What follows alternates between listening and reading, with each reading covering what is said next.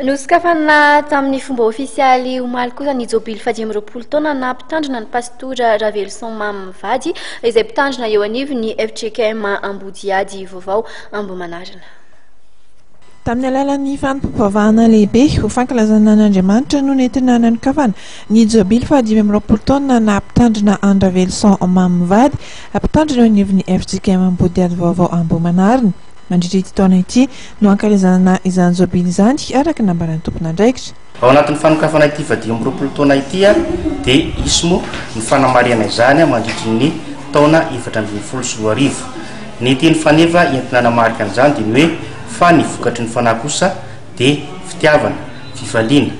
Tao anatin'ity fanomanana ny fadimy roapolo taona nampitandrina azy ity ihany koa dia misy ihany koa ny fifaninanana hira sy fifaninanana logo. Raha ny mety fandaharam-potoana ao anatin'izay fadimy roapolo taona izay moa dia mandritra ny taona ary dia amin'ny 30 Desambra dia isy ny ivon'ny jobily fadimy roapolo taona nampitandrina ny Ravelson Mamy miaraka amin'ny synodam-paritany n'Antananarivo andrefana ary ny alahady 14 Jolay dia famaranana an'izay taona jobily fadimy roapolo taona izay miaraka amin'ny fiangonana sy ny zanak'ampelezana ary ny fiangonana rehetra.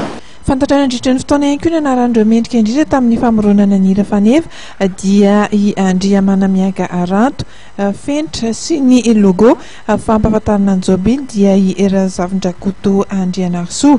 Voromaro moa ireo mpino nanatrika ity fanompoam-pivavahana fanokafana ny jobily fadimy roapolo taona nampitandrina an Ravelson Mamivady ity.